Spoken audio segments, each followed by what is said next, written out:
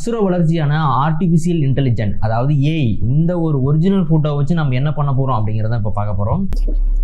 First நான் வந்து prompt கொடுத்துக்கிட்டேன். என்ன அப்படின்னா, இதை வந்து ஃபுல் சைஸ், அதை வெள்ளையாக இருக்கு இல்லையா, அதெல்லாம் ஃபுல் சைஸ் இமேஜாக வந்து பண்ணி கொடுக்கணும்.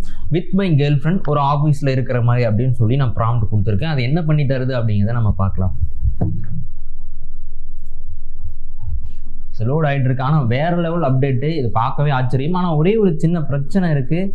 அது வந்து செக்யூரிட்டிக்காக அந்த பிரச்சனை அப்படின்னு சொல்கிறாங்க. என்னென்னா, நம்மளை தவிர வேற ஒரு ஃபேஸ் அந்த இடத்துல, இப்போ வந்து எக்ஸாம்பிளுக்கு கேர்ள் ஃப்ரெண்ட் அப்படின்னு சொல்லி போட்டது இல்லையா, ஒரு ஃபேஸ் வந்துச்சு அப்படின்னா மற்ற உடம்பு ஃபுல்லாக வந்து கரெக்டாக காட்டிடும். ஆனால் ஃபேஸ் மட்டும் கரெக்டாக காட்டக்கூடாது அப்படின்னு செக்யூரிட்டி பர்பஸ்க்காக வந்து கொடுத்துருக்காங்க. நம்ம ஃபேஸ் வந்து கரெக்டாக வந்துடும். பக்கத்தில் நம்ம ஃப்ரெண்ட்ஸோ அல்லது ஏதாவது வேணும், கேர்ள் ஃப்ரெண்ட், இந்த மாதிரி கேர்ள் ஃப்ரெண்ட் வேணும் அப்படின்னு கேட்டிங்கன்னா அப்படின்னா அதோட ஃபேஸ் மட்டும் கரெக்டாக நமக்கு தெரியாத மாதிரி பிளர் பண்ணி காட்டியிருப்பாங்க. ஒரு மாதிரி கசகசன்னு காட்டியிருப்பாங்க. பாருங்கள், இது ஒன்றாச்சு. இது நான் ஜூம் பண்ணி காட்டுறேன், வெயிட் பண்ணுங்கள். ரெண்டாவது இது ஒன்று, அதாவது ஒரு ஃபோட்டோ மட்டும் இவ்வளவு தான் நான் போட்டிருந்தேன்.